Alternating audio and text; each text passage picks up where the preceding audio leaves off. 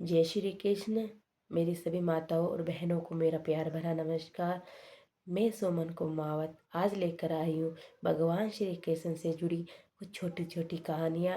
अगर आपको मेरी ये कहानियाँ पसंद आए तो मेरी वीडियो को लाइक और मेरे चैनल को सब्सक्राइब ज़रूर करें और कमेंट में बताएं कि मेरी ये कहानियाँ आपको कैसी लगी। चलिए शुरू करते हैं। जैसा कि आपको पता है कि भगवान श्री कृष्ण का जन्म मथुरा के कारावास में हुआ था। उनकी माता का नाम देवकी और पिता का नाम वसुदेव जी था। भगवान श्री कृष्ण माता देवकी की 8वीं संतान थे। उनके 7 पुत्रों का वध उनके मामा कंस ने पहले ही कर दिया था।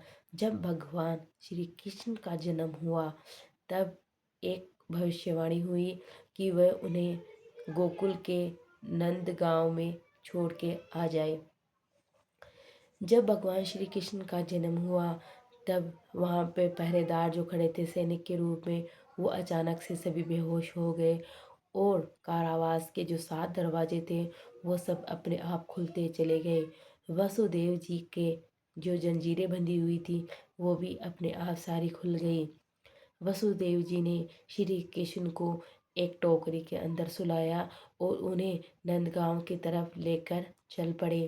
रास्ते के अंदर जब यमुना नदी आई तो वह बहुत उफान पर थी।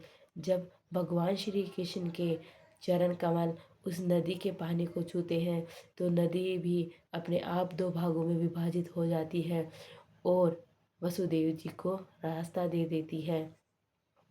जब बहुत भयंकर मूसलाधार बरसात हो रही थी तब शेषनाग जी ने अपने फनों के द्वारा भगवान श्री कृष्ण को छत्र छाया दी और उन्हें मूसलाधारी बरसात से बचाया।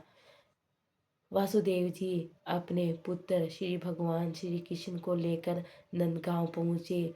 उसी समय माता यशोदा ने भी एक कन्या को जन्म दिया था और नंदगांव में पहुँचते ही भगवान श्री कृष्ण को वसुदेव जी ने माता यशोदा के पास बुलाया और उनकी पुत्री को लेकर वापस कारावास में आ गए। जैसे ही वह कारावास में वापस लौटे तो कारावास के सभी दरवाजे अचानक से सारे बंद हो गए और सारे सैनिकों को अचानक होश आ गया। जब उन्होंने एक बालक के रोने की आवाज़ सुनी तो वो महाराज कंस के पास गए और उन्होंने कहा कि माता देवकी के 8वीं संतान ने जन्म ले लिया है। यह सुनकर राजा कंस कारावास की तरफ आए और उन्होंने अपनी बहन देवकी से कहा कि मुझे अपने 8वीं संतान को दे दे। तब माता देवकी ने कहा कि भैया ये तो एक पुत्री है, यह आपका क्या बिगाड़ लेगी। तब राजा कंस ने कहा कि नहीं, मैं अपने काल को इस दुनिया में नहीं आने दूंगा, चाहे वो पुत्र हो या कन्या, मैं इसका वध करके ही रहूँगा। जैसे ही उन्होंने उस कन्या को मारना चाहा तो वह कन्या एक देवी का रूप ले लेती है और राजा कंस को कहती है कि हे मूर्ख, तू मुझे मारने की सोच रहा है और तेरे को मारने वाला तो तेरा काल इस दुनिया में कब का आ चुका है और वह गोकुल गांव में एकदम सुरक्षित है। यह सुनकर राजा कंस के पैरों तले से जमीन सरक गई और वह फिर नए नए षड्यंत्र रचने लग गया कि कैसे गोकुल में पल रहे अपने काल को समाप्त कर चुके जाए। मैं आज की यह कहानी यहीं पे पूरी करती हूँ।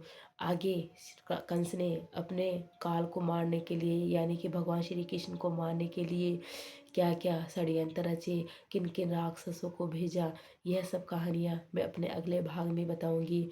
और ये सारे किस्से सुनने के लिए आप मेरे चैनल को सब्सक्राइब ज़रूर करें और अगर आपको ये कहानी पसंद आए तो मेरे चैनल को लाइक ज़रूर करें और वीडियो को ज़्यादा से ज़्यादा शेयर करें और कमेंट करके बताएं कि मेरी ये कहानी आपको कैसी लगी। जय श्री कृष्ण।